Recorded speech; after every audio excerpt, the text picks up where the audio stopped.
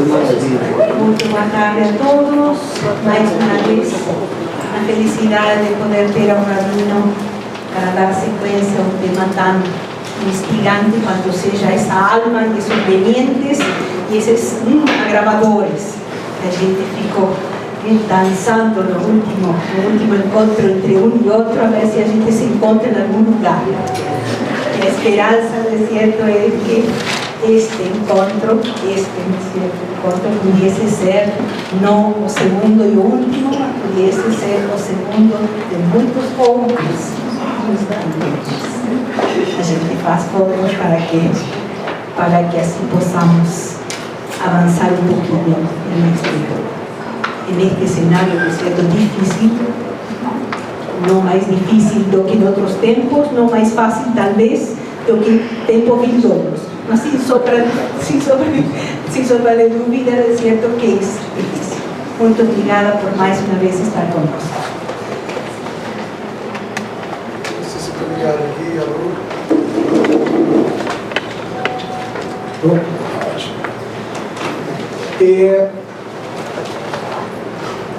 Eu vou fazer tentar rapidamente fazer um apanhado de algumas coisas que a gente falou na semana passada. E aí eu vou abrir um pouquinho para, se alguém quiser, porque nós não tivemos oportunidade nenhuma de conversar, nem vocês tirarem dúvidas. E aí se vocês quiserem aproveitar, algumas poucas pessoas me procuraram no final, com algumas perguntas, e aí talvez a gente poder caminhar juntos, para a gente não ficar muito abstrato, né? Então, assim, o que eu mais ou menos trouxe aí da última vez que estivemos juntos? Eu fiz uma conexão, na verdade, entre esse lugar político do ser humano, né? Fiquei brincando com esses dois personagens, que são personagens democrata ou republicano, esquerda, direita, como sendo duas grandes matrizes, né, que o ser humano busca para, de alguma forma, se nortear na vida. Né? A gente comentou que isso talvez viesse da própria experiência humana, né? Experiências onde talvez aspectos mais aspectos do hemisfério esquerdo ou do direito do cérebro tivessem se mostrado mais eficientes na experiência particular de uma pessoa, tá? E que no nosso crescimento, tá? Em períodos em que a gente está muito buscando com uma intensidade muito grande, porque é a formação mais estrutural da nossa pessoa, né? Comentamos isso como uma criança tentando entender o mundo, né? Tentando entender quando que a gente agrada, quando que a gente desagrada, né? É difícil entender, né? Falando da posse, quando você inocentemente vai fazer uma coisa que é ingênua, que é simplesmente tirar do outro o que é do outro, né? Para todos nós talvez não tenha nenhuma maldade, apesar de ser um ato a quem está olhando e ao que está tendo sua bola, sua boneca subtraída, né, como um ato de violência. É um aprendizado entender que aquilo tem limites, né, e todos nós, que é a nossa intervenção como pais, senão ensinar os limites e torcer para que eles estejam entendendo do que se trata, porque nem sempre eles entendem nós, nem sempre a gente entende do que se trata, né? Um dos desafios da educação é esse, falar na linguagem, poder trazer ali uma compreensão o mais próxima do verdadeiro de uma situação que se esteja experimentando. Mas cada um de nós tirou suas conclusões lá atrás, conclusões basilares, e a gente se tornou por essas conclusões partidários de certas estruturas. Tá? E nós olhamos assim com um certo, como se fosse uma coisa mais curiosa, o fato de que a gente identifica mesmo indivíduos que têm uma propensão para agirem de uma certa forma mais leniente, mais compassivos, mais politicamente corretos, valorizando muito a sensibilidade, e outros indivíduos que têm uma valoração das coisas organizadas, das coisas num lugar muito direto, sem a falta de refinamento aqui, não como uma grosseria, mas como um olhar, não, as coisas são assim, a vida é assim, tem que lidar com, é duro mesmo, né, com a rigidez, né, com o rigor, é o rigor que vai levar você a crescer, a ficar bem, a sobreviver. E como essas escolhas políticas, né, agora usando a palavra político como simplesmente a maneira pela qual você busca sobreviver da melhor maneira possível, é a sua disputa, né, por espaço, eficiência, tudo que diz respeito a você poder exercer a sua pessoa com os seus direitos da melhor maneira possível. Então, mas eu parti dessa curiosidade para ficar me perguntando um pouco sobre esse lugar do ser humano, que é um lugar que na construção, na formação de todos nós, nos faz inclinados. A gente mencionou essa ideia de que o mal, ele era muito menos uma questão, o mal não existe na natureza, a nudez não existe na natureza, o bem e o mal não existem na natureza, né? É uma categoria que nós aplicamos ao mundo, né? Uma categoria fundamental para nós, né? Mas ela é uma categoria porque algo aconteceu conosco, que todos nós temos uma demanda por justiça, ou uma demanda para que as coisas estejam no lugar que nos parece certo versus um lugar errado.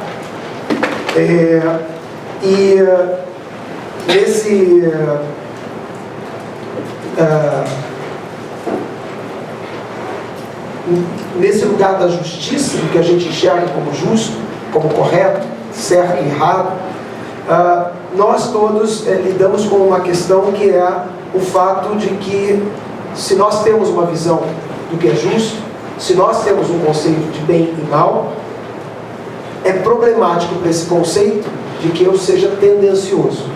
O princípio da justiça, o nome diz, é justo. É uma coisa que está no lugar reto. É alguma coisa que ficou justificada, meio, né, e não uma coisa que é tendenciosa, que é partidária. Então, as nossas construções todas, quando elas estão no lugar inclinado, elas vão gerar alguém que tem um olhar justo, uma sensação de que você está produzindo algo equivocado, mal, ruim, né?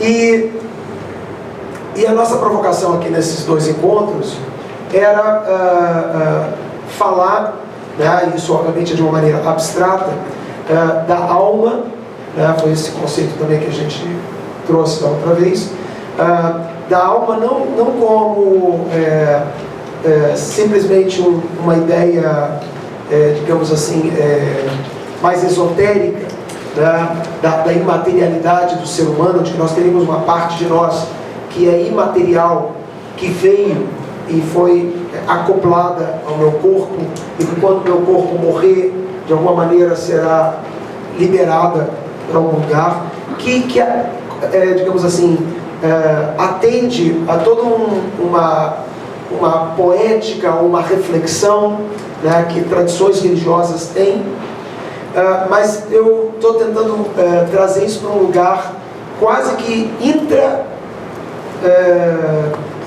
pensamento, né? Como que o ser humano, no processo de evolução, onde nós constituímos uma consciência sobre nós, que esse processo produziu em nós uma sensação de que nós não éramos só um corpo. Nós brincamos na ideia de que havia um fantasma, né, dentro de mim, um outro aspecto dentro de mim. E então esse caminho que eu vou fazer, né, a gente tem o título dos nossos encontros era a alma como nosso cônjuge existencial, né? Então assim, eu estou tratando essa alma como sendo um aspecto imaterial da minha identidade. Tá? O corpo muito concretamente é a minha identidade. Tá? Tem marcas no meu corpo que contam a minha história, mas me acompanha um fantasma desde que eu comecei a me entender. Me acompanha um fantasma que foi provavelmente, inclusive, mais, como é que eu vou dizer, ganhou mais consistência. Ele era o meu melhor amigo, o amigo imaginário. Mas toda vez que minha mãe fazia eu devolver a bola para o amiguinho, né, ela dava mais força à imaterialidade dessa minha identidade. E esse amiguinho ele vai ficando mais robusto, mais consistente, né? Então assim, eu vou querer fazer agora uma espécie de olhar para essa alma, né? Da onde vem esse aspecto, né? E tentar entender o que aconteceu conosco. Tá? O que aconteceu com a nossa identidade, que ficou, de um determinado momento, para sempre modificada. Alguém quer fazer uma pergunta aqui? É um pouco isso que eu falei da última vez. Alguém quer fazer alguma pergunta, algum comentário? Ou uma discordância? É uma pergunta, acho que muito simples, por favor, me desculpe pela simplicidade. Quando eu penso em corpo, se alguém fala de mais seu pé, eu consigo apontar. Se alguém fala a parte intelectual, eu localizo. Se eu falo no emocional, também me parece a região torácica. Quando eu falo da alma, eu consigo localizar em algum momento um ponto do corpo. Lembra que a gente falou que a consciência, porque eu estou tratando a alma como, eu não quero dizer que é a consciência, mas se tem alguma palavra que possa melhor expressar essa alma animal, tá? Lembra que a gente falou de duas almas, o conceito racídico, de que você tem uma alma anímica, animal, e uma alma divina, né? E se eu pudesse fazer uma espécie de síntese, um animal do qual nós éramos até algum momento é parte do todo. A identidade de um animal é ser parte do todo, tá? Ele não é uma parte, ele não funciona separado, tá? Ele provavelmente tem uma identidade, ele tem uma identidade que se protege para salvar a sua vida, né? Mas os instintos dele, a maneira como ele está encravado na natureza, fazem com que ele seja parte do todo. O que aconteceu conosco é que a gente se individualizou. Essa tal consciência. Como eu sei que eu me individualizei? Eu ia dizer individuei.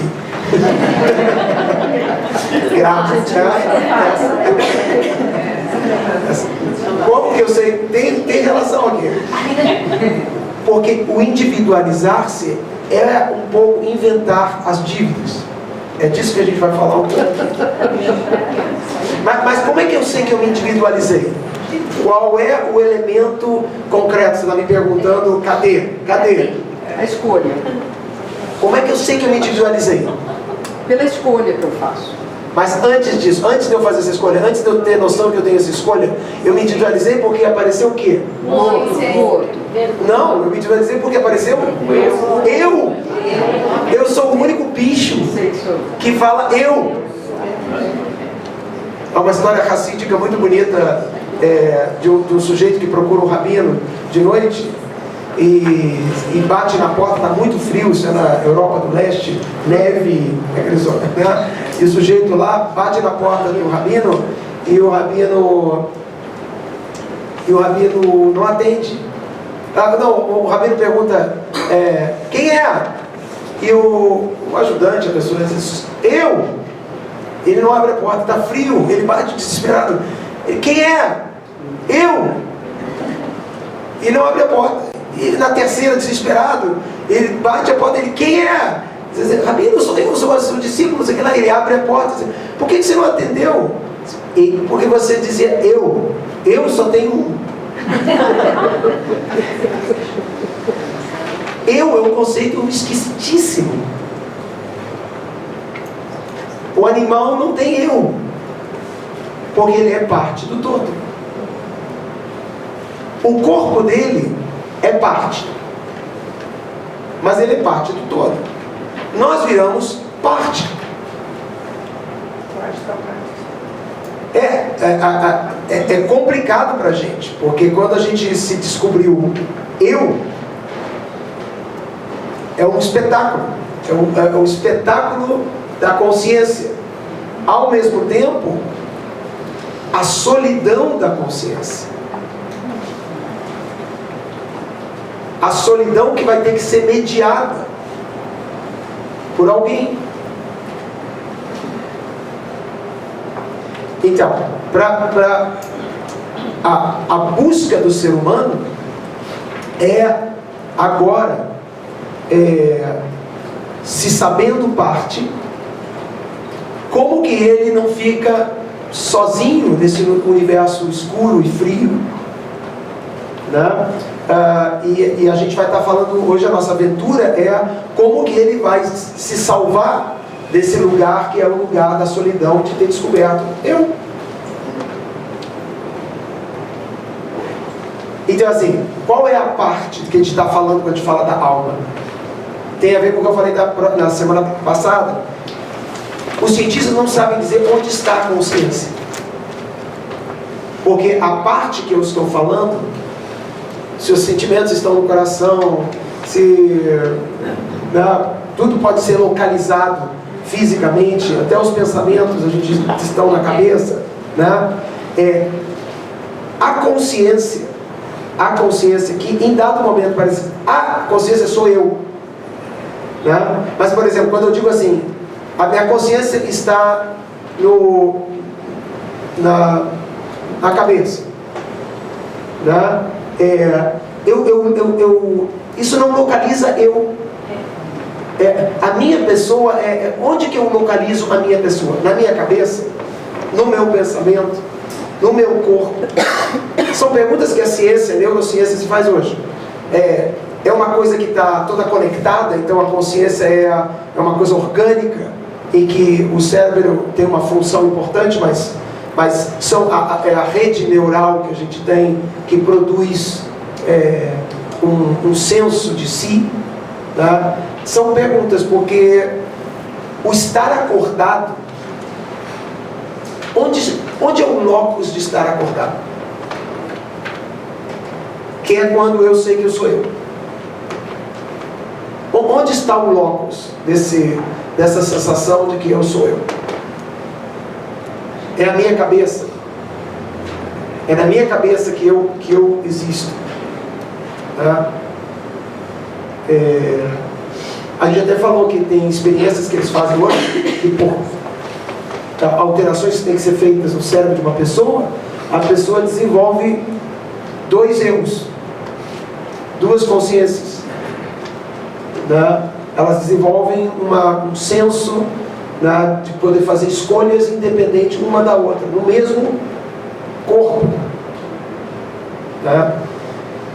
Mas essa pergunta que se algum dia vai ser respondida de forma adequada, né? As tradições religiosas têm belas maneiras de fazer isso. A tradição budista, por exemplo, eu não vou lembrar exatamente como é, mas tem uma história muito bonita que não me lembro de que mestre, que ele faz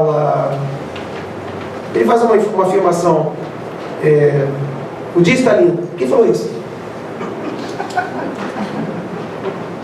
Eu não estou reproduzindo bem, mas é alguma coisa mais ou menos nesse lugar. É uma história que questiona. O dia está lindo. Quem falou isso? Quem falou isso? O meu cérebro, o meu coração, o meu corpo falou isso.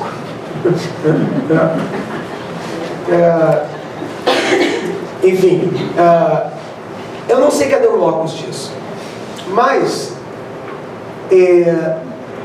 eu vou trazer para vocês aqui uma leitura, porque aqui é uma tentativa poética de jogar um pouquinho de tinta em alguma coisa invisível e a gente olhar. O que eu sim sei é que nessas reproduções quase que de anedota, quando eu estou com um problema, né, que a gente mencionou, tem um anjinho que diz, faz, outros, não faz. Né? Quando eu percebo, às vezes, num lugar em que eu não tenho clareza da escolha.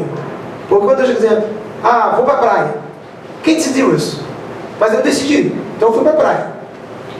Mas quando eu estou muito confuso, se eu vou para a praia ou para a montanha, e isso é uma questão muito importante para mim, e eu me perco nisso, ou se é, obviamente, uma coisa muito mais grave, uma decisão em relação a um filho, a uma tomada de decisão importante de vida, de saúde, sei lá o que for, né?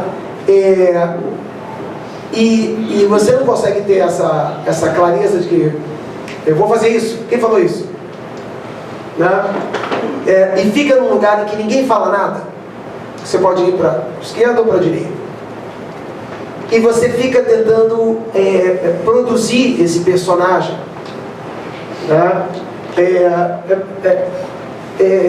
Digamos assim, esse eu fica menos claro, né? Aí você fica tentando, qual é o recurso que todo mundo faz?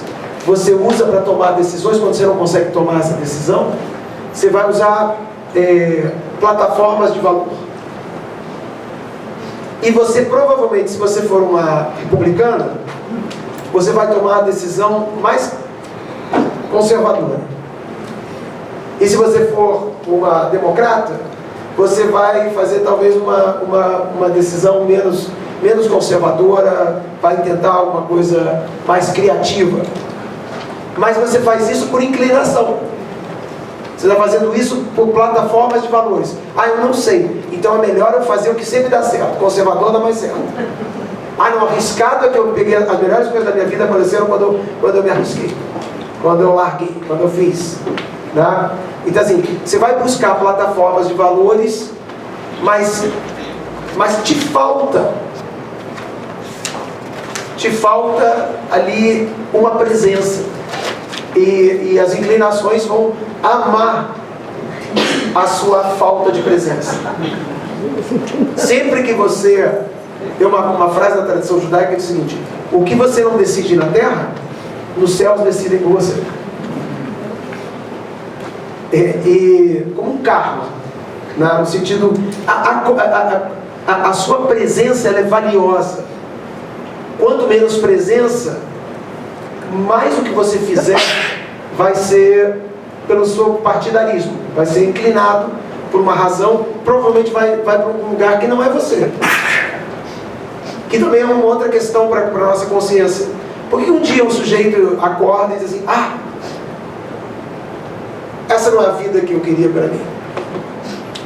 Isso aqui não é o que eu estou no lugar errado. Crise total. Quem falou?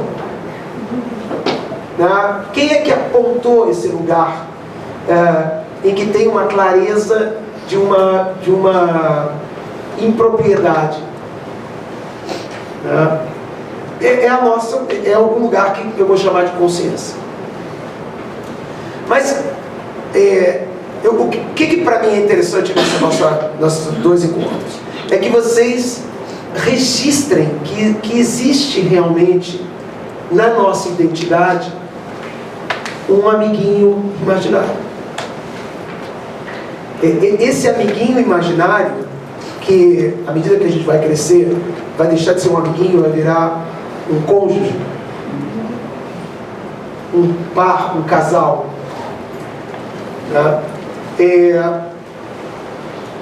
É uma leitura que aparece no texto bíblico. Eu queria que vocês me acompanhassem para tentar olhar isso. Não está mudando isso.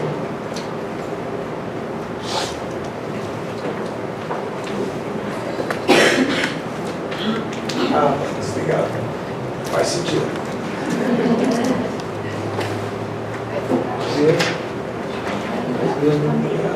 Não é assim.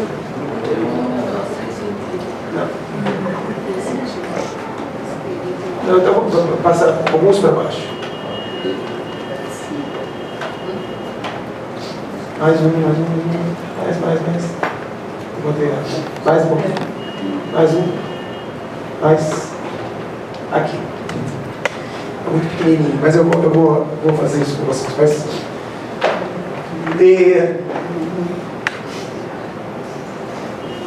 O texto bíblico, ele abre com a criação do mundo. Tá? O Gênesis tem um interesse em contar a história da criação como um mito. Interessante, 1 dia, 2 dias, 3 dias, quase evolutivo, né? Coisas grandes, cósmicas acontecem nos primeiros dias, depois os mares se separam, a terra se separa do mar, e depois você tem os peixinhos, depois você tem os anfíbios, os mamíferos e o aparecimento dos seres humanos. E Deus cria no 6º dia mamíferos e cria no 6º dia macho e fêmea, cria como tem outras espécies. A espécie humana foi criada e o texto é bem claro,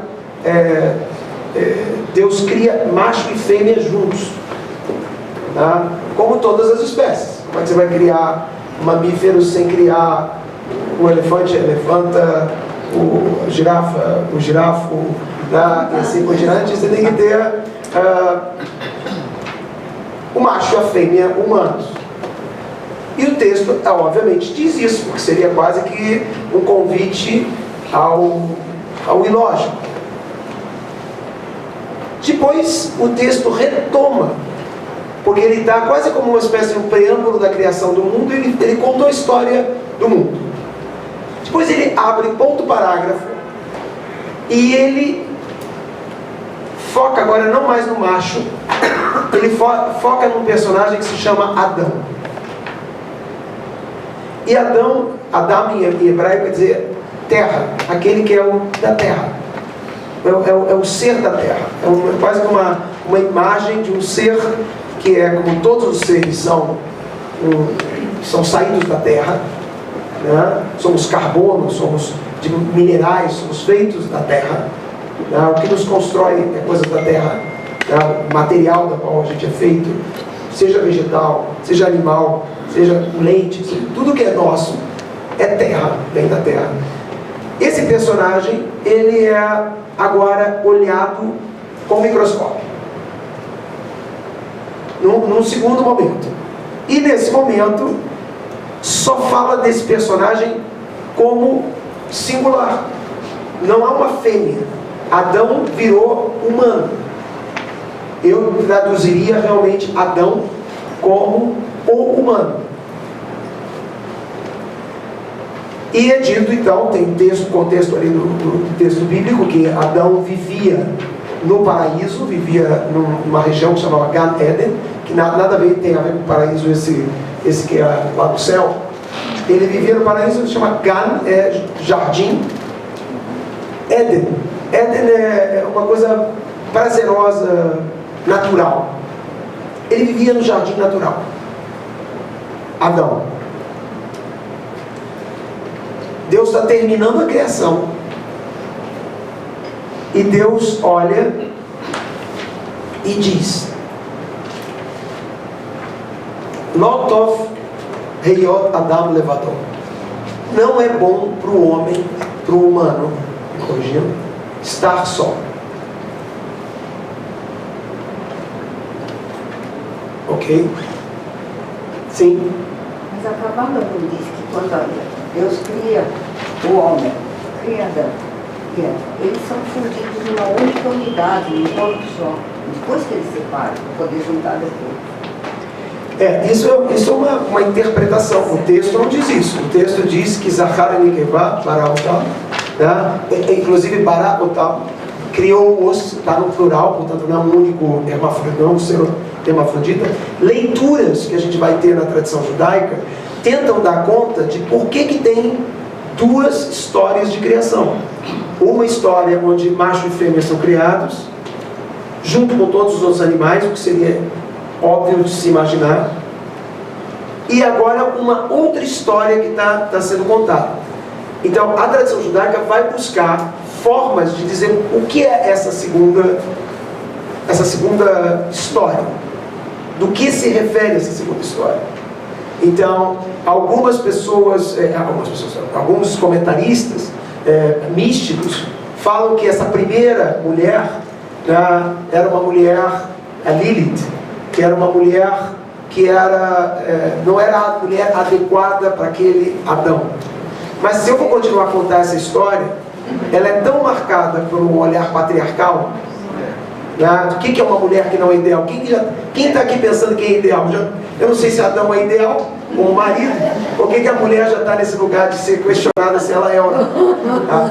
Então assim, mas essas leituras que são ricas, porque elas, tudo que vai, os comentários, eles vão para lugares muito ricos. Às vezes eles estão imersos em certos preconceitos, mas ao mesmo tempo eles são muito criativos e vão a lugares muito profundos.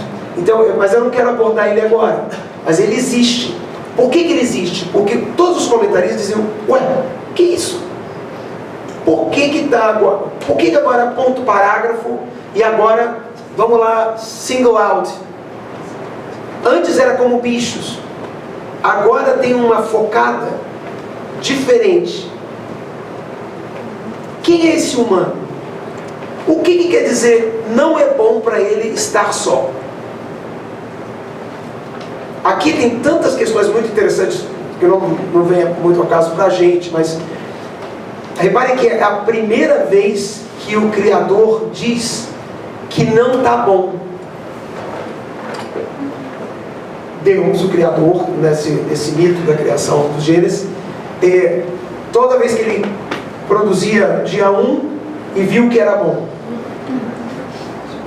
Dia 2, segundo dia ele não falou nada, mas também não falou que estava nada errado. No terceiro dia ele falou que era. No último dia ele inclusive diz Tov Meod, muito bom, quando ele cria o final dessa cadeia evolutiva dos animais.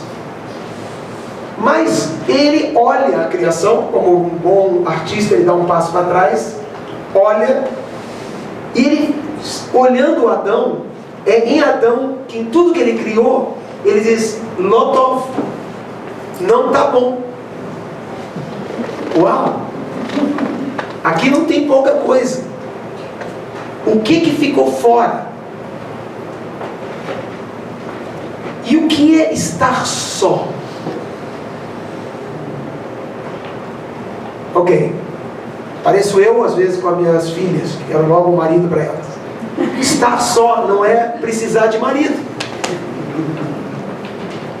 Tá? Então, assim, há uma leitura racídica muito curiosa e muito corajosa, feita por um rabino chamado Spitzer Rebbe, que ele diz: Orro, presta atenção, aqui nós estamos falando de outra coisa. Nós estamos falando da solidão humana. Ele criou, Deus criou tudo, olhou esse personagem que talvez fosse o topo da cadeia evolutiva e disse: não está bom, não é bom para o ser humano estar só. E aí vem a narrativa que todo mundo conhece, de que ele tira uma costela de Adão, uma parte do próprio humano, que por si é biologicamente uma das coisas mais contrassenso possível, de que a mulher veio do homem. Se você estiver imaginando que o que vai ser produzido é uma mulher. Mas antes da gente falar do momento da produção, antes disso, Deus diz: Notov Eyot Adam Levador, não é bom para o ser humano estar só. Naaseh Ezer Kenegdo, façamos uma, e aí a palavra técnica e mágica, uma ajuda contra ele. Ezer em hebraico quer dizer auxílio, apoio. Neged quer dizer contra ele. Façamos uma coisa contra ele. Agora só, então, aquele conceito que existe, não da costela de Adão, mas da primeira mulher que Deus falou, Lotó, veio da onde esse conceito? Por que Deus diz não foi bom? Sim. Porque ele vê algo faltando na obra. O que está faltando? É mulher que está faltando na obra? A pergunta é essa: o que está faltando na obra? Por isso que o Spitzer Rebbe olhou e disse: espera aí, talvez a gente não tenha percebido uma coisa aqui. Tem duas pistas. Tem três pistas. Uma, o que não é bom?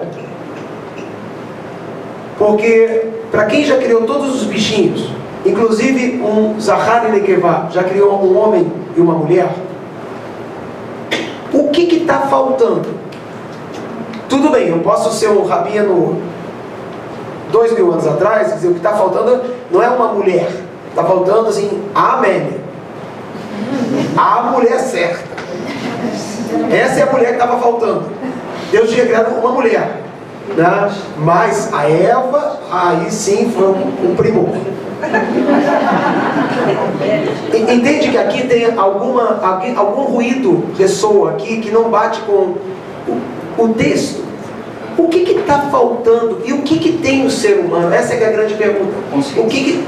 O ser humano é todo outro para refletir. É o único que se reconhece no todo. A gente estava falando que a gente é parte, quase como se fosse uma coisa complicada para nós sermos parte, mas ao mesmo tempo nós somos despertos. Nós temos, é como se a gente fosse solitário. Todos os animais são solitários no lugar que eles não têm a si mesmos. É como se o que falta no mundo é justamente a consciência. Está todo mundo dormindo no mundo. Criei uma coisa onde todo mundo faz o que tem que fazer, a abelhinha faz o que tem que fazer, não sei o que ela leva. Mas agora eu olho o humano, entre todos esses, nele, no humano, eu posso produzir uma coisa outstanding, que é o que falta, uma coisa incrível que falta no quadro.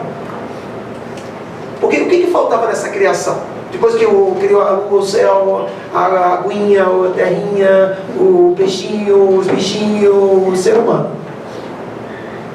Para essa história começar, o que está faltando? A tal consciência. A tal consciência. Então, esse rabino Spitzer, ele diz assim: o humano precisava de consciência. Essa é a segunda criação. E o que está sendo criado aqui é os elementos da consciência humana. Por que o que ele vai criar é uma Ezer Kenegdo, uma ajuda contra ele? Porque a consciência, se você parar para pensar, a consciência é uma coisa sua contra você.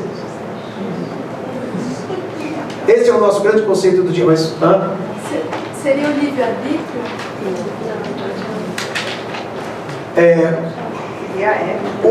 A gente já vai falar sobre isso. O livre-arbítrio, a gente sempre pensa que o livre-arbítrio é a capacidade de escolher o que eu quero.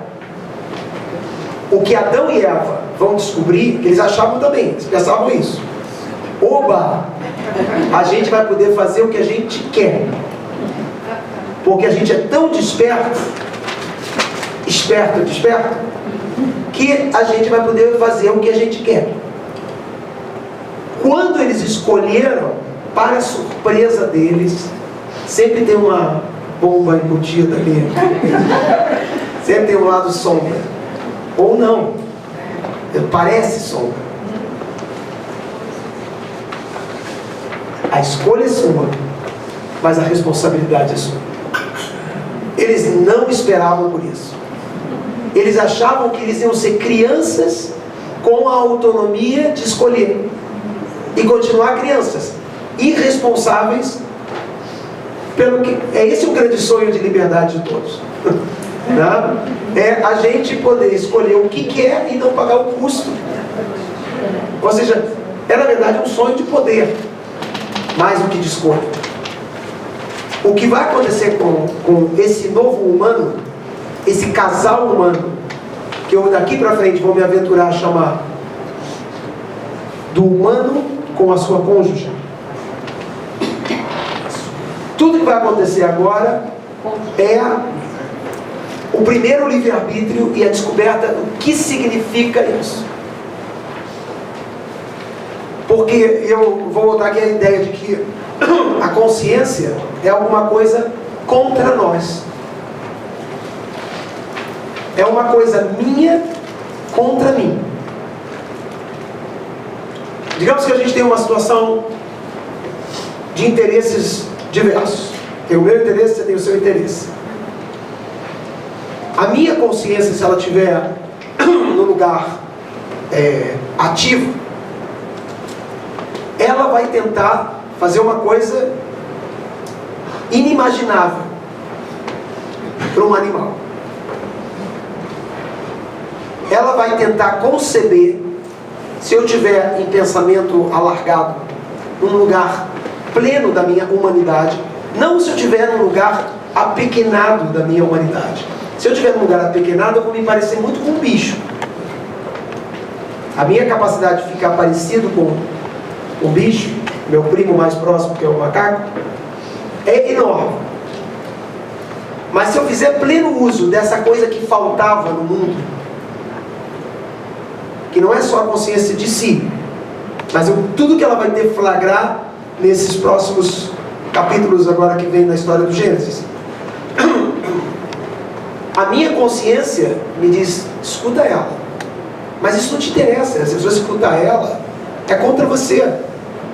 Escuta ela. Mas é o interesse dela, não me interessa. Eu entendi, mas a longo prazo te interessa não fazer o que te interessa. Ah, para com isso.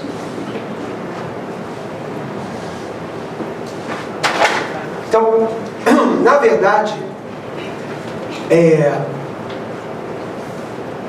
há uma ambivalência no livre-arbítrio que ele é produzido por alguma coisa que se opõe a você. É só em oposição a você que a sua consciência se fortalece, se nutre. Parte ela não é uma coisa externa, mas ela também não é uma coisa só interna. Ela tem um elemento que se contrapõe. E ao fazer isso, ela tem capacidade de decolar você. O que vai ser a história de Adão e Eva? E veja a função agora, não da mulher que vai levar o homem a fazer a primeira transgressão. Se a gente acompanhar essa leitura do Spitzer Rebbe, o que Eva, a função de Eva é a função basicamente dessa ajuda contra ele. Porque a primeira ação que a Eva faz, a primeira ação da Eva é ser o pivô para que o homem, o humano, coma da árvore da sabedoria, que é a representação. Não consigo imaginar melhor representação para falar sobre o início da consciência. Um animal que não tinha acesso, mas esse animal agora tem como parte da sua estrutura uma parte que é a ajuda contra ele. E esse ser humano agora, ele é capaz de fazer o que não podia fazer.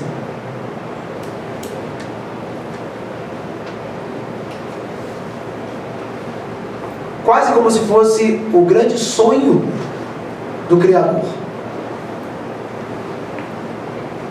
O Criador olhou tudo em ordem, todos aqueles bichinhos fazendo tudo que ele queria.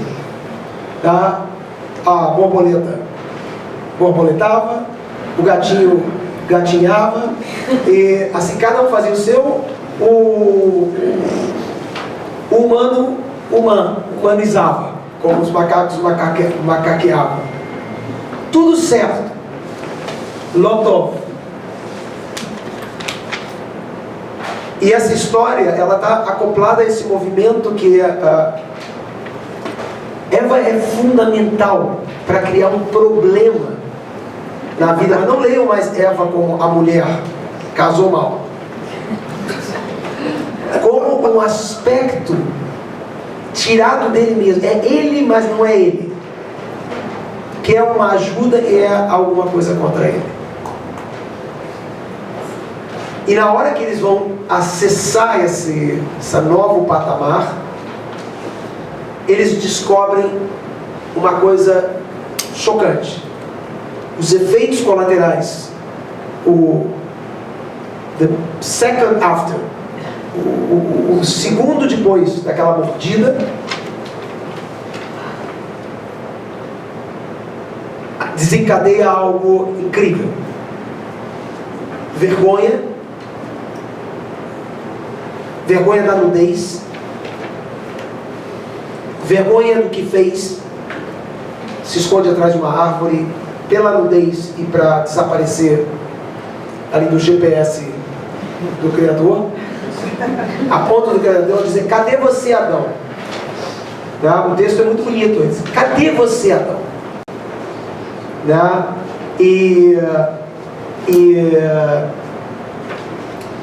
E quando ele vê que ele está escondido, ele não precisa nem dizer: você comeu da árvore. Deus sabe qual é o efeito que tem.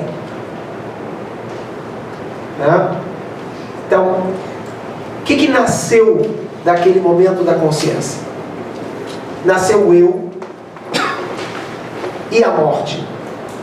Morte não existia até então. A morte é produzida pelo eu. Só uma pergunta, por favor. Sim. Então, me desculpe se o senhor já falou nisso, mas existe o conceito que essa consciência da morte propriamente passar por uma outra pessoa? Existe isso? Então, aqui eu estou falando simplesmente do seguinte: não existia morte até então, porque nenhum animal morria. Claro que todos os animais morriam, mas nenhum animal sabia que morria, porque ele não é um eu. Então como é que ele vai morrer? E ainda mais, como ele era parte do todo, quando ele morria, todo, não havia nenhuma, não era deletado de nada, né? Como ele era parte do todo, se essa parte não é, mas o todo continua, em algum lugar está resolvido. A morte é inventada junto com o eu. É um aspecto da consciência. O outro aspecto da consciência é que o pensamento do ser humano mudou para um outro departamento. O que antes era só um ato mental, né? Um ato mental como provavelmente todos os animais têm, pensamentos, vou atacar, estou com fome, né? Coisas que vêm à cabeça do animal, né? E aí estímulos e tudo mais. Mas o que o ser humano descobriu e que expulsou ele, tudo isso é efeito cascata, consequência dessa consciência. Ele foi expulso da natureza. Porque onde que mora o ser humano? Onde que a gente vive? Na Terra. Hã? Na Terra. Não, você não vive na Terra. Você vive nessa consciência. Você vive nessa consciência. Se eu estiver pensando no banco, e eu estou aqui, eu estou no banco. Não estou cabeça. Onde o Newton está, onde a minha atenção, onde a minha consciência está, é onde o Newton está. Qualquer outro ser, né, o lugar da nossa... O nosso pensamento, mas não é só nesse imaginário, que eu estou no imaginário. Eu sou o meu pensamento, e aqui vem uma nova definição. O pensamento humano é diferente, por isso que ele é uma alma. O pensamento humano, ele não é só um rodar de uma série de procedimentos. E isso será com certeza um dos grandes desafios da inteligência artificial.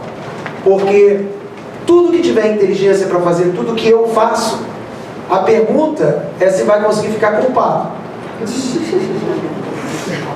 Quando o robô tomar a decisão e der errado, dizer, oh, sorry, recalculating. Mas será que ele fica, ai meu Deus, o que eu fiz? E agora? Esse não sou eu. Não devia ter. Eu sei porque que eu fiz isso.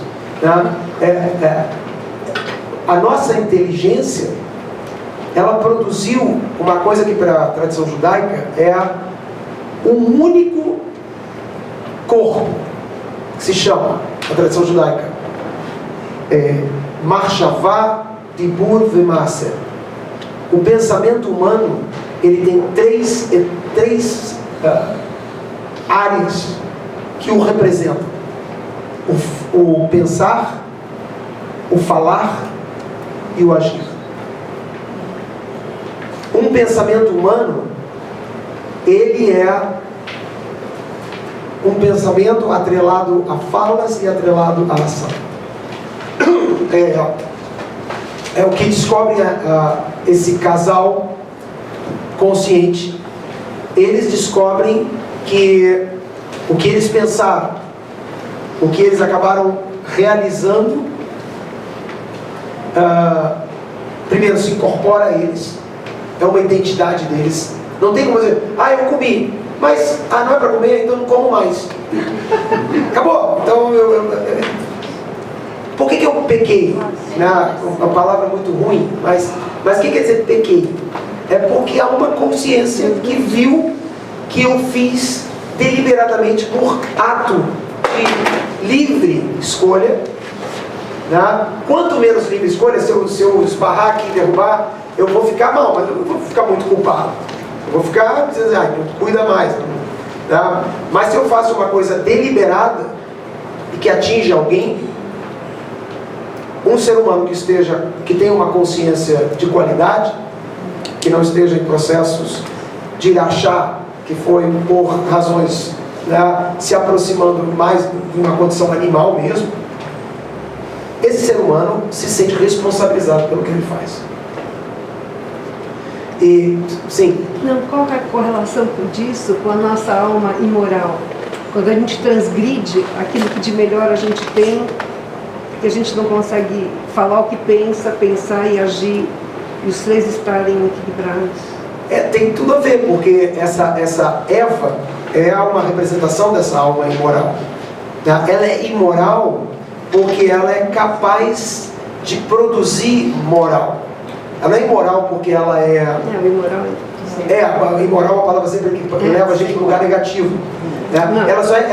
Ela consegue desconstruir moral. Você tem uma estrutura de valores. Até muito pouco tempo a gente tinha uma estrutura de valores em relação ao sexo. Né? O ser humano desconstrói isso e ele vai criar, com todas as questões que a gente tem em aberto, ele vai criar outro tipo de valores, outra maneira de lidar com isso. Mas o ser humano, ele tem... Quando o ser humano comeu e gerou-se uma possibilidade de consciência, duas coisas aconteceram. O pensamento dele se fez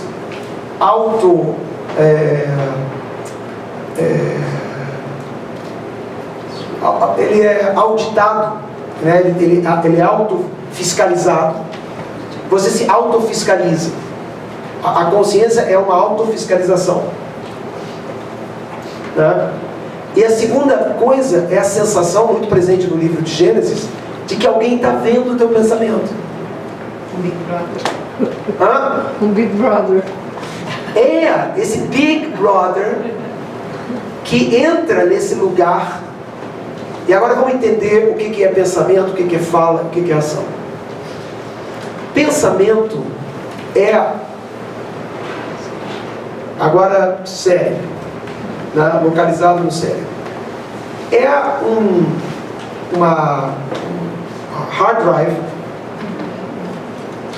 que tem várias funções de gestão da sua sobrevivência.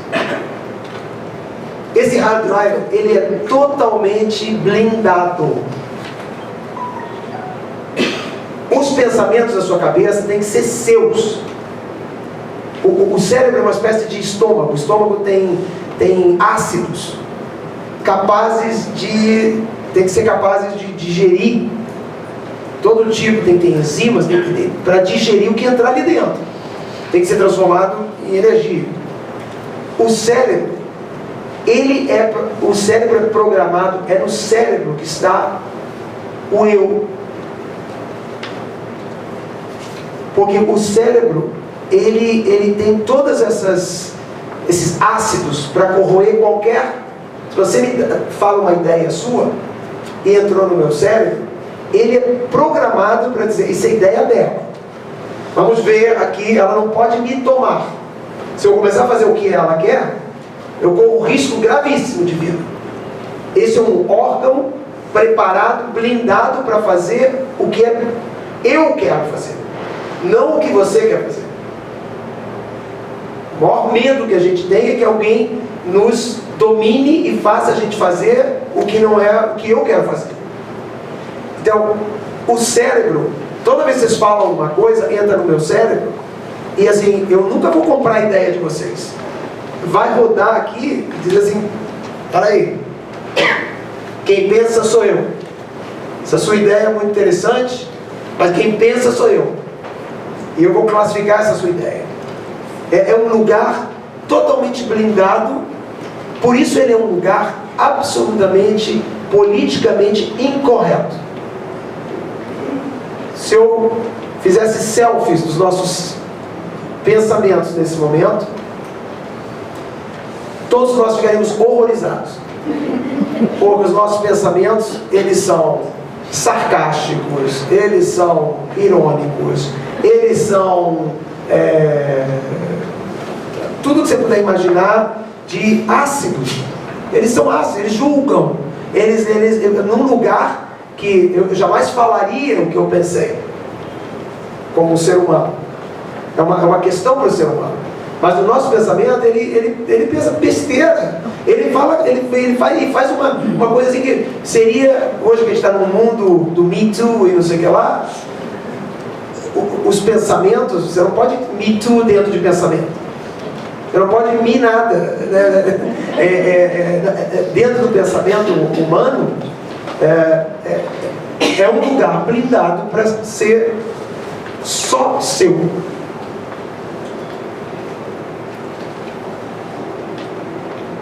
O que é a fala? A fala é uma presença do eu e tu. Porque a fala tem a minha pessoa e tem alguém a quem eu estou falando. Às vezes a gente fala sozinho, mas isso é um outro problema. Quando nós estamos no campo da fala, eu já volto à fala, porque primeiro eu quero falar da ação. Quando eu faço a ação, quem é o sujeito da ação?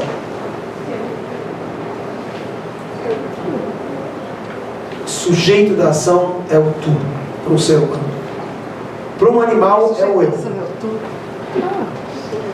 Para um ser humano, o sujeito de uma ação é sempre o tu. Porque no momento que o outro, como eu sou um ser consciente que me responsabilizo, quando eu faço alguma coisa e isso impacta você, o que te impactou é o que é. Quantas situações de vida a gente tem que a gente fica desesperado. Não, mas não era isso que eu queria ter feito. A gente recusa o fato de que quando você chegar no momento de fazer, o sujeito protagonista do seu fazer é o outro. Se o outro disser, me magoou, que besteira, eu falei uma coisa. A gente tenta fugir desse lugar, mas a consciência sabe, ele ficou magoado. Eu até às vezes vou para um amigo e digo, olha o que aconteceu, eu falei aquilo para aquela pessoa, ficou magoada, que absurdo, não é isso mesmo. Eu tento achar alguém para me justificar, e eu não consigo aceitar que para um ser humano, aquilo que eu fiz, produziu um tu. Produziu é um fato de existir um outro que pode se magoar. Eu posso dar com os ombros, dizer, dane-se. Mas se o meu ato machucou alguém, mesmo que eu diga, mas eu não teria ficado machucado com esse ato, azar o seu, você fez, não é mais você o protagonista.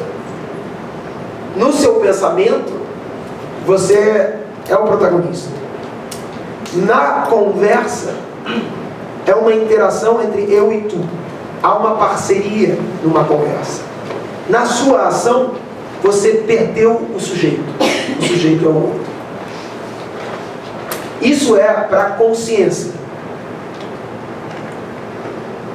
E tudo que o outro disser que o seu fazer impactou, vale para a consciência como aquele é o sujeito capaz de dizer se aquilo que eu fiz magoa ou não magoa. Não sou mais eu que determina se o que eu fiz magoa ou não magoa. Se você estiver num lugar humano de consciência, é só pedir desculpas de verdade. Não aquela desculpa assim, não foi nada, mas pô, desculpa, se mandei mal, desculpa. Isso não é um ato de consciência. Porque o ato de consciência é sempre exergenector, é uma ajuda contra você. Alguém que diz assim, você fez uma coisa errada. No lugar da consciência, eu estou super interessado. É mesmo? Uau! Por favor, me diz o que eu fiz. Me ensina. Me produz a consciência do que eu fiz. Porque eu não tenho. Ainda. Você vai me dizer uma coisa que eu não sei. E na verdade, eu acho que essa é a grande aventura humana. A aventura humana é uma aventura de um solitário, porque não se via no mundo. É quase que nem é solitária a palavra. É um dormido que acorda profundamente solitário. porque ele é parte e não é mais parte do todo. Exilado da terra do todo, tendo que viver na sua consciência. Em pânico, quando ele se dá conta que ele tem um recurso em si, que é Ezer Kenegdon, que é uma ajuda contra ele.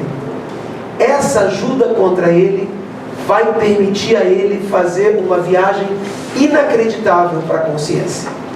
É a viagem do eu ao tu. Uma viagem desperta do eu ao tu. Lembrando que tanto o eu quanto o tu são partes do todo. Essa viagem que, em termos de ficção científica, podem fazer o ser humano se descobrir não só parte do todo, mas com consciência, o ser humano pode se descobrir parte no todo. Uma semântica que parte do todo é simplesmente uma natureza. Parte no todo é uma consciência de que você não é parte, mas que você é tudo. Isso talvez um dia, fazendo viagens mais fantásticas ainda, mas aqui abriu a porta para a consciência, é a viagem ao outro. Na história de Gênesis, é curioso porque eles acordam na mordida, com um senso de eu, com um senso de que fizeram algo que tinha uma incerteza da reação do outro. E aqui eu vou chamar Deus de o outro com O maiúsculo. O Big Brother que agora vê pensamento. Quem vê pensamento? Pensamento é blindado, pensamento é só meu. Só que alguém entrou na minha cabeça e eu tenho um intruso que me diz: eu vi o que você fez. Ninguém viu. Você acha que ninguém viu? Eu vi.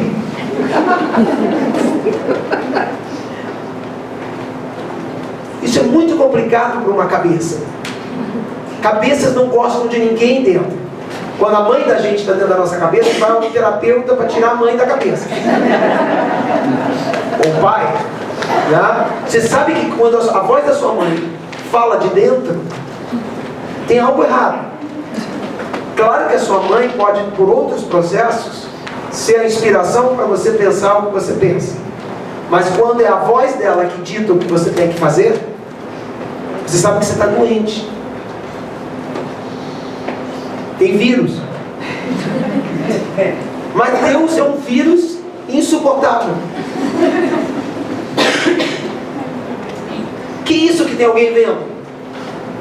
Eu sei que vocês não leem pensamento, mas eu tenho um pensamento que a minha consciência diz: muito equivocado esse teu pensamento agora, cara. Eu tenho a sensação de que alguém está vendo esse pensamento, de que tem essa auditoria, que ela é típica de quem é autônomo, de quem tem livre-arbítrio, de quem não está mais no território só da natureza. É alguém que está acordado, e o acordado tem esse efeito colateral.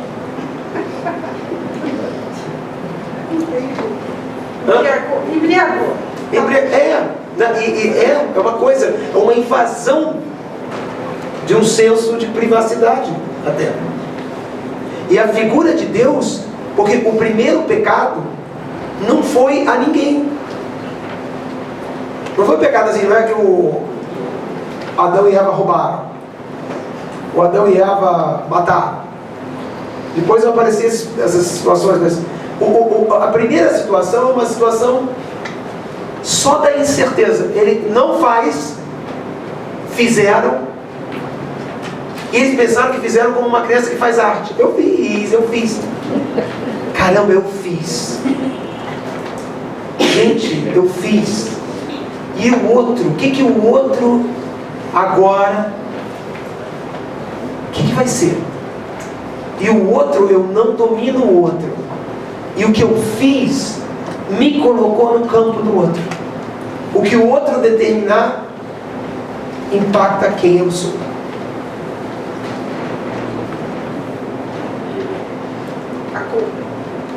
A culpa, a responsabilidade, a descoberta de Adão, que não chegava, que ele não podia dizer para ele mesmo assim: eu comi porque eu comi, eu estava a fim de ver o que ia rolar mesmo, pô. Por que não pode? Botou ali, mas sabe dele, pô. Botou ali, eu peguei e comi. E aí, qual o problema? É isso que ele imaginou que seria o momento after. O momento after não foi isso. O momento after foi: meu Deus, já nem sei quem eu sou. Estou pelado. Há uma sensação de impropriedade, de relativo a algo que é agora imaterial. É uma identidade dele que é imaterial, que ele está reagindo e muito confuso. Porque antes o pensamento dele era só ele. E agora o pensamento dele tem que acolher o que o outro vai achar. Quando eu falo isso, um dos problemas graves do ser humano, quando o ser humano entra em parafuso, ele excede na preocupação do olhar do outro. Mas se estar preocupado com o olhar do outro é a coisa mais humana que existe. Porque o outro é, de alguma forma, interconectado com a sua consciência. O seu pensamento, essa é a viagem inacreditável que o ser humano faz. Inclusive uma viagem quase que de ficção científica mesmo, porque, por um lado, lá na frente, o ser humano pode ser parte no todo, não só parte do todo. Ele pode ser parte consciente no todo. Mas o ser humano, que é o único animal, ser que morre, porque é o único ser humano que tem um eu. Os corpos morrem, mas o mais grave do ser humano não é que morre o corpo, é que morre o eu. Esse é o problema de todo mundo aqui. Tá?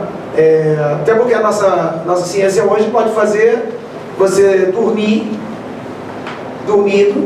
e ir embora. Então, qual o problema? Mas e o eu? Tem uma perda que é humana, que é nossa, que é só humana. Uma sensação de perda do seu eu.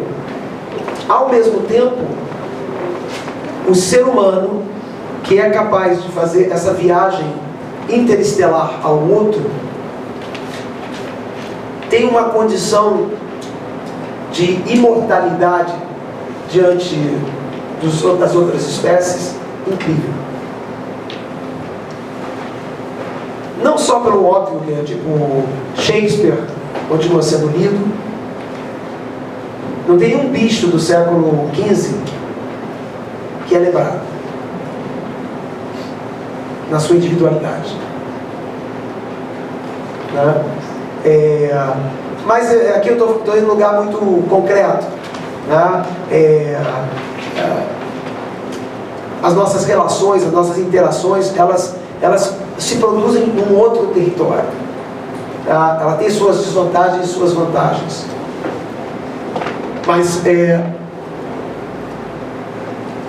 o que eu de alguma maneira estou apontando para vocês é que nesse processo em que o nosso pensamento ele tem essas três etapas, e é interessante isso, porque eu não falei sobre a fala.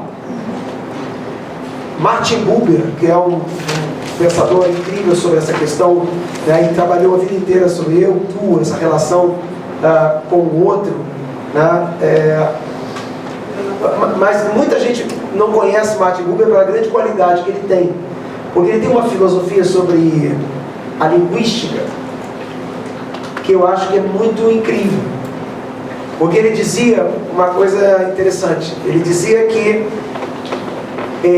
nós não temos uma linguagem, a linguagem é que nos tem. Olha o que ele vai fazer aqui.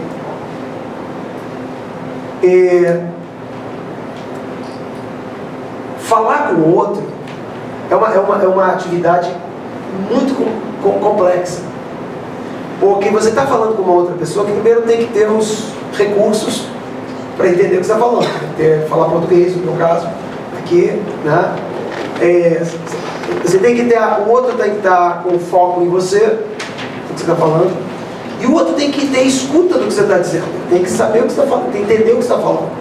Quantas vezes a gente está falando e não está sendo escutado, tá? Então assim, para nós é um exercício profundo dessa alteridade, é a primeira fronteira dessa alteridade, é a comunicação com as pessoas. Hoje, várias dessas escolas na psicanálise que usam modelo de constelação trabalham linguagem num lugar incrível, que tem muito a ver com Buber. Porque o que as pessoas dizem? A linguagem não é a narrativa, não é o que eu estou tentando dizer, eu estou tentando justificar o que eu estou falando. A linguagem é o ato da comunicação. Então essas escolas de constelação, elas descobriram uma coisa incrível, que às vezes você pode tratar uma questão sem usar nenhuma narrativa, desde que você tenha a arquitetura de comunicação necessária. Ou seja, se eu tenho um problema no escritório, qualquer pessoa diz assim, qual é o seu problema? Vamos entender. Esses trabalhos hoje são geniais, porque eles esquecem a narrativa. Não quero saber se você chegou tarde, o que aconteceu, se o cara está disputando o teu lugar. Não quero saber. Vamos fazer o seguinte, vamos montar uma arquitetura. O que é essa arquitetura? Vamos achar alguém que seja o teu patrão. Vamos achar alguém que seja teu colega de trabalho. Vamos achar alguém que seja sua mulher, sei lá, o cara casado.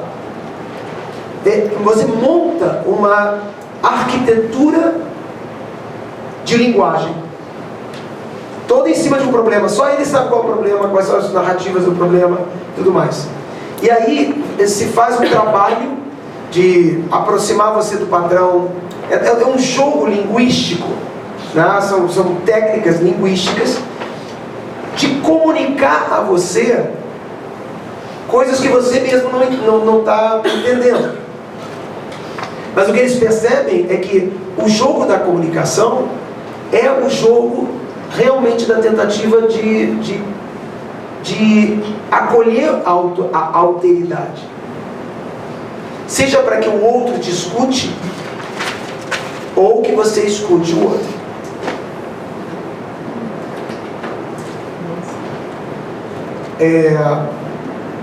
É um lugar fundamental para a consciência humana, essa comunicação. Porque o que tem o outro que tanto te interessa? O que te interessa no outro é a alteridade do outro. Ela alimenta a sua consciência.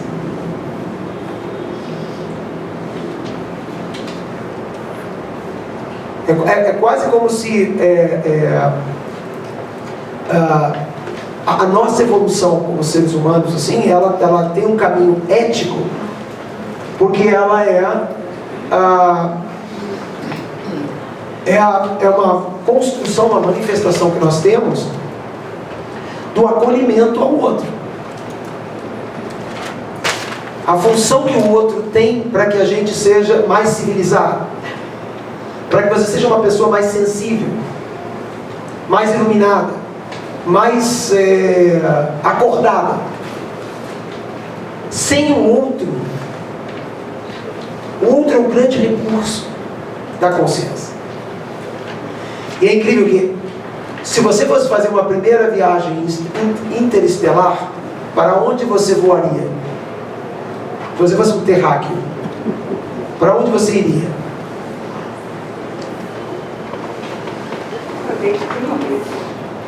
Não, se a gente for terráqueo, para onde você iria? Foi para onde a gente foi, gente. Para a Lua. Você vai para o lugar mais próximo. Para a Lua. A gente não foi para a Lua, a gente não teve essa escolha, para onde que a gente vai? É o mais óbvio, o primeiro lugar que você vai pisar é o que está mais perto, até porque é mais factível, o resto é muito longe. Né? Eu vou arriscar aqui dizer que a descoberta do primeiro outro foi a mulher para o homem e o homem para a mulher. Eu podia visitar qualquer outro, mas assim como o primeiro lugar que eu fui é a Lua, que é o primeiro outro mais perto de mim, a primeira viagem interestelar da consciência foi do ser para o seu cônjuge. Por que do cônjuge e não para a sua mãe? Diria a minha.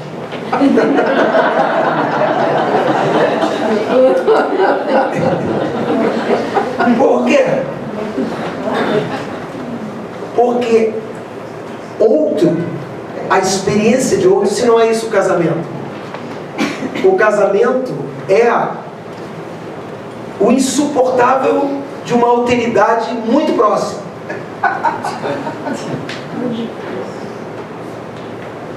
Ao mesmo tempo, esse modelo, se ele está no lugar certo, ele é promotor de coisas incríveis para o ser humano. Até foi núcleo para nossa civilização, até muito pouco tempo atrás. Foi o núcleo da onde a gente verteu responsabilidade para com o outro, amor. São núcleos que promoveram esse animal humano a trazer aplicativos disso para a sua vida concreta. Então, assim, o fato de que aqui tem quase um jogo entre... É uma descoberta a alteridade. Não é tão simples para a gente a alteridade. Não é descobrir que o amiguinho, se eu pego a bola dele, ele me dá um soco. Isso não é alteridade. Isso é o fato que tem limite. Se eu não tenho tamanho para enfrentar ele, eu tenho que ficar quieto. Mas não tem nada a ver com a consciência. Para a consciência, é fundamental para mim entender o que é a alteridade e qual a função que ela tem. E ela nutre a mim mesmo, num lugar que não é tanto para o meu corpo, mas é para a minha identidade imaterial. Na tradição judaica a gente tem um texto que se chama Pirkei Avot, a ética dos ancestrais. Esse texto ele abre dizendo o seguinte: todo o ser humano,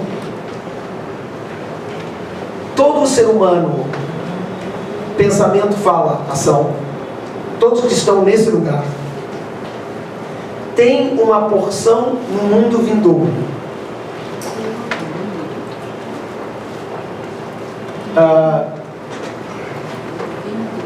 E abre e pergunta: o que é o acesso ao mundo vindouro? E responde ali: é quando você faz para si e para o mundo, ou para o outro. Existe no ser humano um lugar de transcendência, esse Olam Haba, esse mundo vindouro, que é um outro território. Por território aqui não necessariamente um lugar, né? Toda vez que o ser humano faz uma coisa que é para si, responsabilizada e que tenta fazer o que é bom para si e para o outro, e essas duas coisas estão amarradas, sem perder a atenção, não é fazer para o outro, é fazer para si e para o outro, como se fosse assim como o corpo faz para mim, essa dimensão imaterial de consciência, ela se nutre de toda vez que você tem essa grandeza de pensamento. Onde a alteridade, ela é presente na sua existência, sei lá, vamos colocar isso, na sua consciência.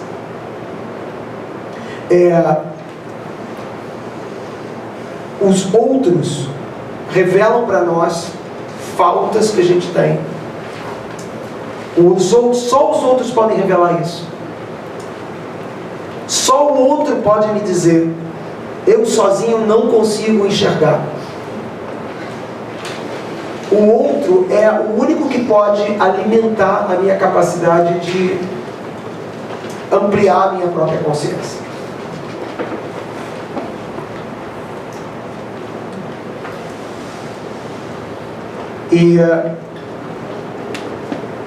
Então, eu já nem sei que horas a gente tem. Agora eu me lembrei que o nosso recreio, que a gente já pulou. Que horas são? Ai, não, a gente vai ter que... Ninguém está aqui voltando. Não, a gente vai ter que ter, infelizmente, vou ficar devendo 2 igrejas.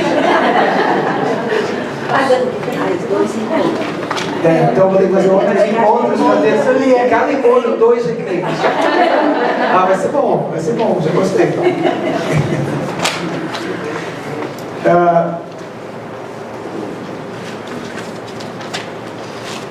Querem fazer algumas perguntas? Sim.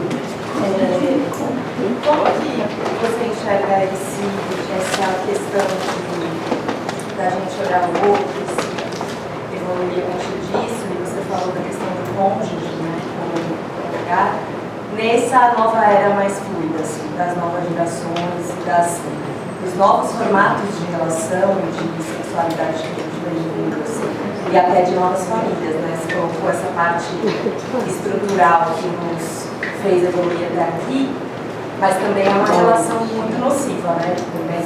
Nesse ponto da família tradicional, do papel da mulher, quer dizer, tem um monte de questões ali. Então, queria te ouvir um pouco de agora para frente. De novo, não é um problema se em outra opção de construção familiar, em vez de homem e mulher, você tem um outro que é realmente um outro. Quando eu digo outro, né, quer dizer, tem que ser um gênero diferente. Ele é outro porque ele é uma alteridade. Você consegue ter um vínculo profundo onde essa alteridade é para você um modelo mais básico, onde você convive com a descoberta de que o outro é realmente um outro, né? Então, assim, onde eu vejo um desafio muito grande é um mundo que faz o ser humano ficar muito individualizado. Essa questão da individualidade, né? do sonho quase infantil da gente poder ser essa pessoa que faz o que quer e não tem que muito... quanto menos gente à minha volta, quanto menos um lugar alienado que pode entrar para dentro de um tablet, pode entrar para dentro de um lugar e se aliena ali naquele lugar. Isso é uma complexidade no nosso tempo, né?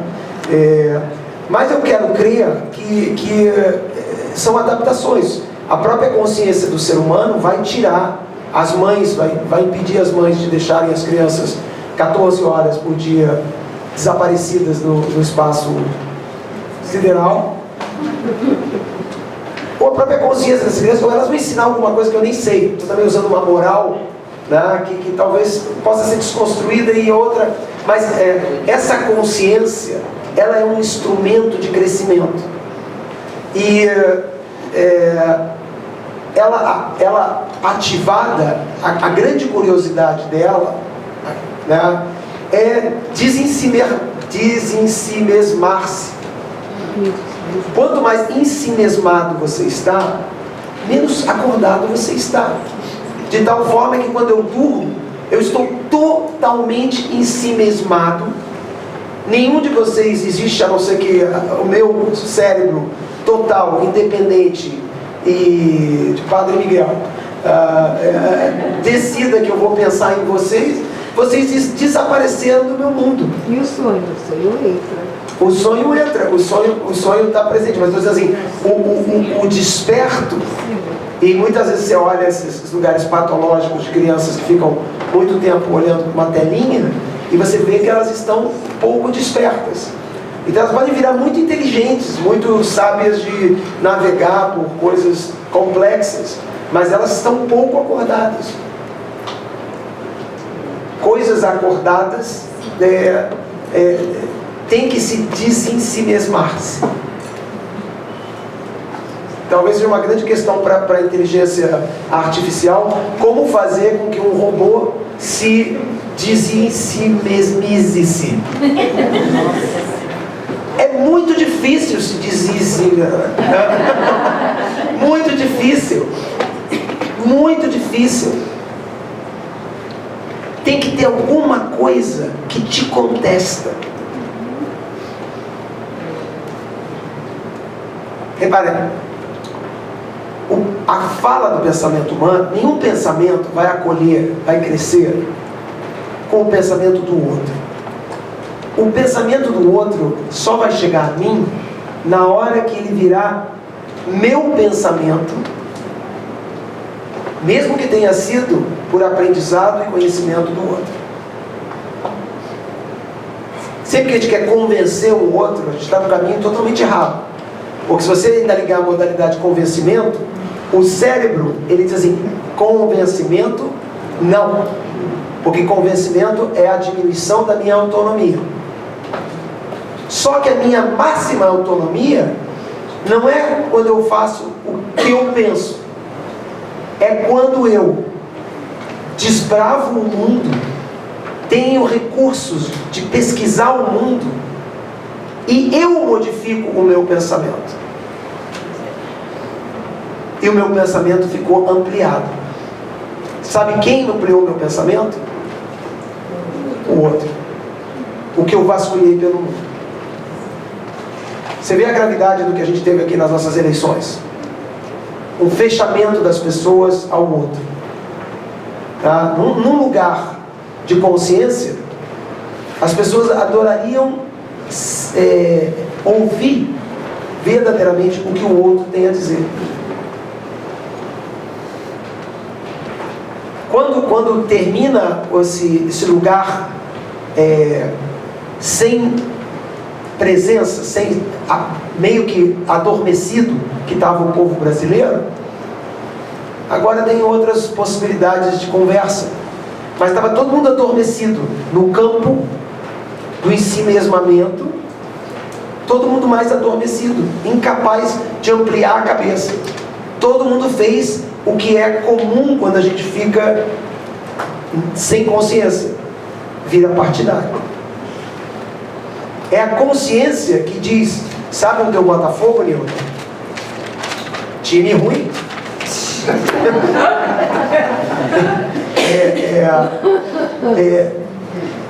A minha consciência diz, sabe teu povo, que você representa lá, olha o que faz aqui de errado. Eu vou dizer, não, para com isso, quero ouvir isso, não me interessa isso. Mas eu quero acordar,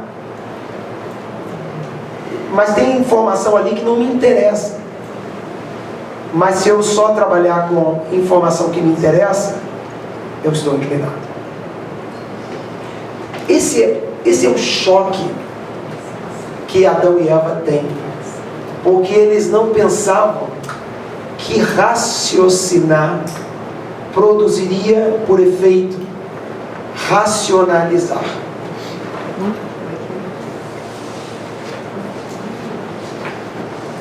A autonomia e a presença de um eu não só permite, por um lado digamos assim, uma qualidade que eu consigo pensar, mas tem alguma coisa que atravanca o meu pensamento, que é a tentativa de fazer, como apareceu um eu, fazer o meu pensamento estar de acordo com o interesse do meu eu. Isso não me ajuda a acordar, a ver a realidade. Ao contrário, me faz tendencioso. me faz uma pessoa não confiável.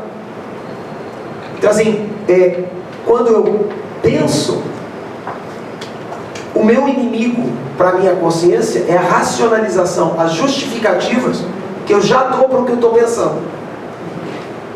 Eu vou fazer isso porque, sabe o que é? Isso é melhor por isso.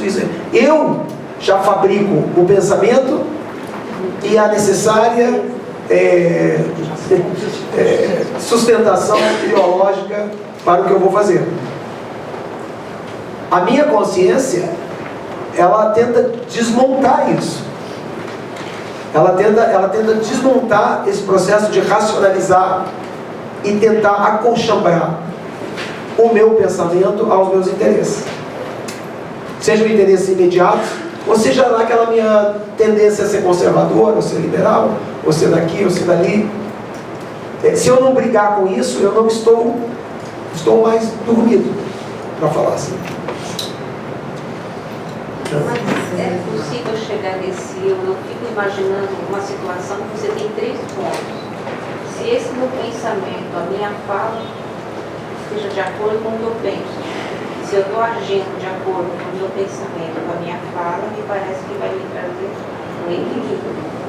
Mas repara que a sua fala, ela não tem que só traduzir a mesma coisa que o seu pensamento está fazendo. Ela é um instrumento para, inclusive,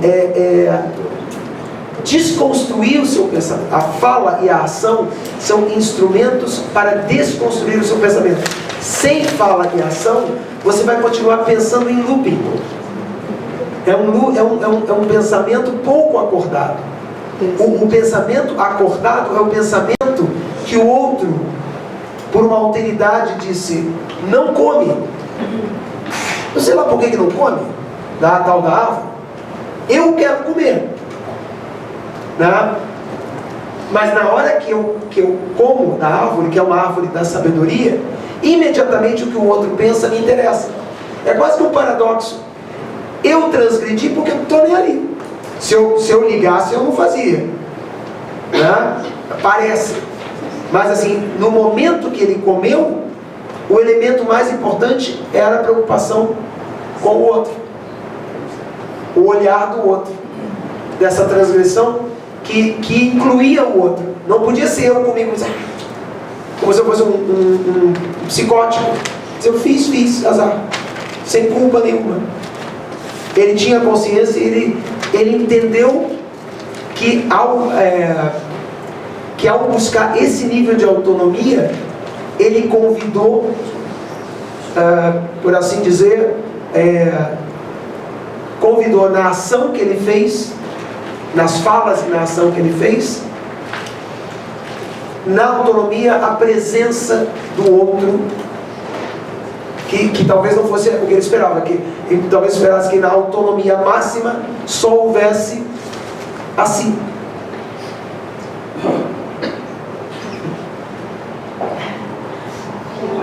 Que recurso tenho dentro dessa estrutura quando eu minto para mim mesma? Então, muito importante isso. A gente tem um personagem na história bíblica que é Jacó, que é o maior mentiroso do texto bíblico. Lembra? Jacó mente para o pai. Ele faz uma coisa que é de uma ordem transgressiva, absurda, de uma pessoa que tem consciência. Ele rouba a primogenitura do irmão, se fazendo passar pelo irmão. Não consigo imaginar nenhuma situação mais grave do que você trair o seu irmão, mentir para o seu pai e roubar uma coisa que era muito importante e que, a princípio, pela lei, não te pertencia. E a tradição chama Jacó, há uma expressão na tradição judaica, diz: Titen emet le Yaakov, dê-se a verdade a Jacó. E Jacó é um personagem para a tradição judaica muito conectado com a verdade. Sabe por quê? Porque ele mentiu e fez tudo isso que eu acabei de descrever, e ele ficou muito mal. Seja lá por que razões ele teve que fazer aquilo, que a vida às vezes impõe a você coisas que não estão na legitimidade. Não estou defendendo a ilegitimidade, mas Cada um de nós, em dado momento da sua vida, tem que tomar certas decisões, não by the book, às vezes contrariando, sem certeza se você está certo. A vida tem isso. Para alguns personagens de maneira mais grave do que para outros. Mas, o que diz o texto dos comentaristas? Jacó mentiu para todos, que eram os mais importantes da vida dele, mas não mentiu para si. Então, a mentira, ela tonificou a alma de Jacó, a consciência de Jacó, como uma pendência. O outro, que era o irmão dele, se transforma num personagem. Ele, quando reencontra o irmão, ele diz textualmente: ver teu rosto é como ver o rosto de Deus. Porque nesse reencontro, 21 anos depois, de todo um sofrimento marcado por aquele ato, a consciência dele, se ele fosse um indivíduo psicótico, sem nenhuma culpa do que ele fez, ele teria vivido a vida, talvez ele tivesse tido uma vida linda do ponto de vista animal, feliz da vida, sei lá o que, cresceu, ficou rico, viveu bem, viveu até os 100 anos, parabéns. Ele vive martirizado. Ele vive martirizado porque ele foi uma pessoa que o destino fez com que ele tivesse que tomar uma decisão que tinha um impacto à consciência dele gravíssima, e ele perdura, ele tem a resiliência de permanecer consciente, ou seja, se fustigando por tudo aquilo que ele fez. E ele ganha o nome justamente, depois ele muda o nome de Jacó para Israel, porque ele ganha, num dado momento, ele entra em batalha. O texto diz, o que quer dizer Israel? É aquele que briga com Deus e vence. Aqui são todas poesias de uma pessoa que briga com a sua própria natureza. Ela está brigando com esferas de divindade, esferas evolutivas, muito complexas, onde às vezes as pessoas têm que ser imorais, porque elas são conscientes. Muitas vezes as pessoas fazem a legalidade porque elas são alienadas.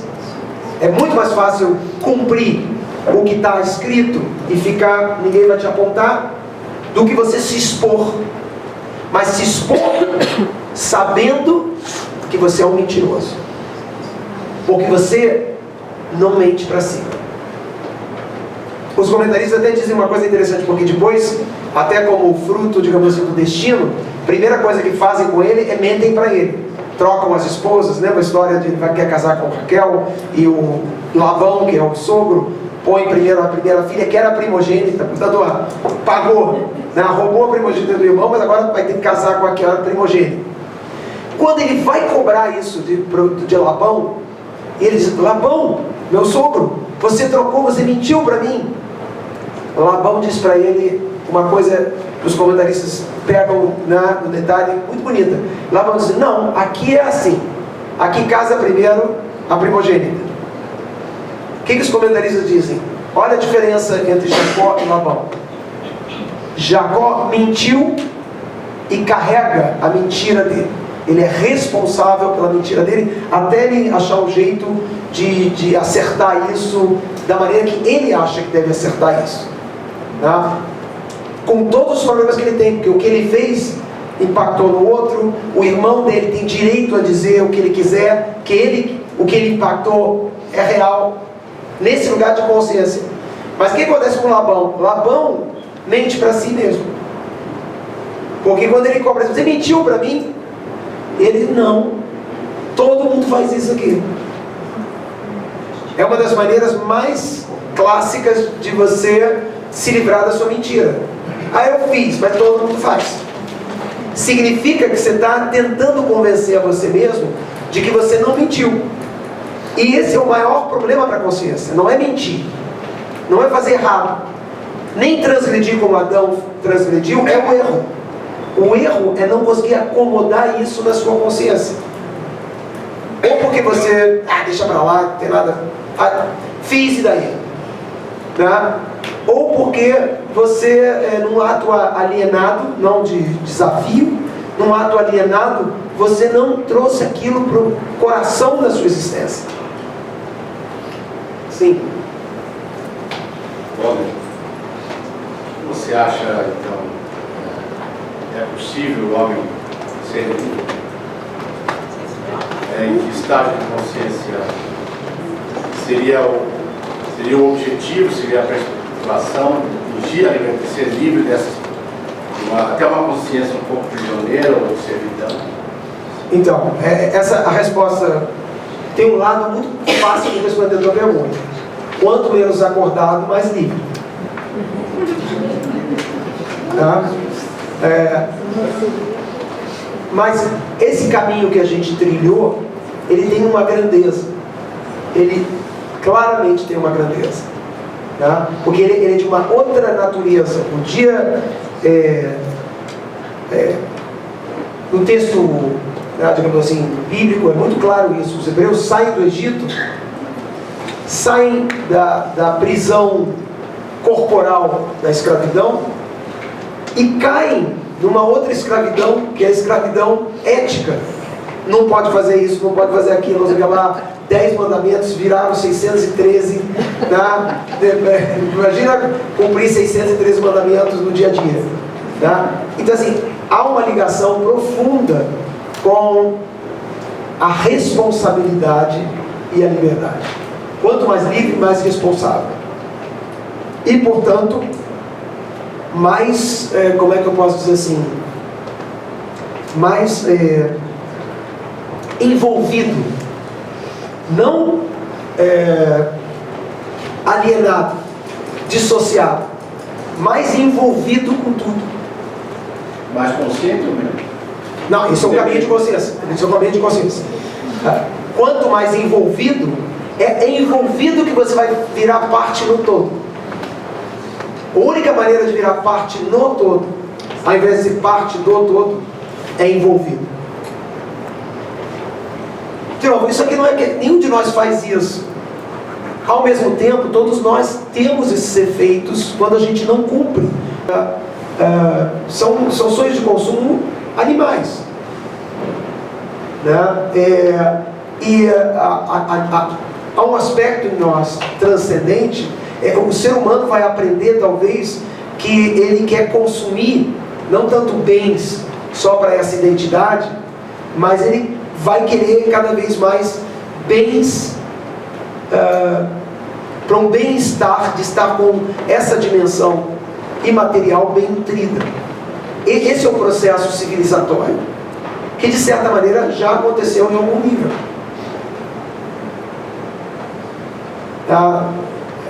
Nós todos já somos criados dentro de uma sociedade com tudo que a gente vê de errado. Temos leis, as pessoas estão de bem dentro da perspectiva da lei. Eu sei que nem todo mundo paga imposto como devia, não sei o que lá, mas as pessoas se trabalham nisso. Quando elas acordam e a gente sai daquela, não, mas no Brasil você paga imposto e todo mundo rouba. É como Labão, você está mentindo para você mesmo. Cadê a sua civilidade que tem o maior interesse em produzir um ambiente social de qualidade para você, para tua família? A consciência não vai lá, mas ela saca. Você saca, e é um patrimônio seu, a sacação de tudo que você fala e não é, né? Tudo que você faz e você tenta relevar, dizer que não é, mas você impactou, doeu. No dia do Yom Kippur eu estava dizendo que o ser humano,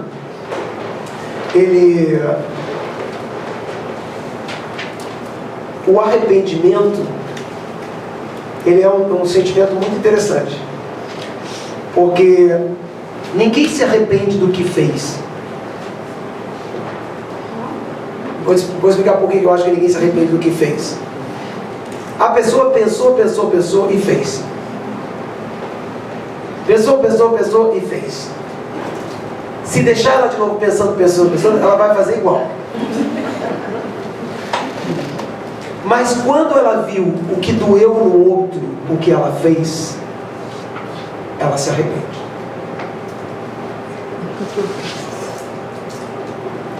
Se ela tiver consciência, ela pode ela pode deixar isso. Claro que pode, tudo isso você pode a qualquer. Mas quando você enxerga o que você fez de mal a uma pessoa, quando você enxerga, é dali que vem arrependimento. Nesses trabalhos agora que a gente tem de justiça, não só retributiva, né, de punir a pessoa, os casos em que você tem assassinos, num verdadeiro processo de arrependimento, não é que eu quero que ele sofra de arrependimento, é que o arrependimento é uma recolocação dele na humanidade. Poder realmente reabilitar uma pessoa que matou, passa por ele se arrepender. Se ele não se arrepender, ele nunca vai ser, num lugar humano, reabilitado. E ele só se arrepende, ele não se arrepende do que ele fez. Ele se arrepende quando ele entra em contato com a mãe, com os filhos de quem ele matou, e ele se identifica e ele faz um processo no pensamento dele, que era aquele cáustico eu, matei porque matei, né? Mas de repente, e se você tentar convencer ele, padre, rabino, você fez, está escrito aqui na Bíblia, né? Tá bom, rabino. Mas se você trouxesse para um lugar humanizado e ele entrar em contato com o que ele produziu, aí isso entrou na cabeça dele. Não que alguém convenceu ele, porque o pensamento dele se refinou com o outro.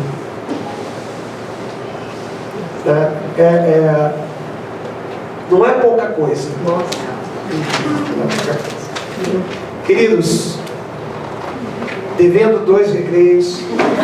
Viu que eu falei que em vez de não, o que eu falei errado? Que eu falei que endividar, eu ia falar me individualizar, me endividar, estava falando dos recreios. Me endividei. Muito obrigado.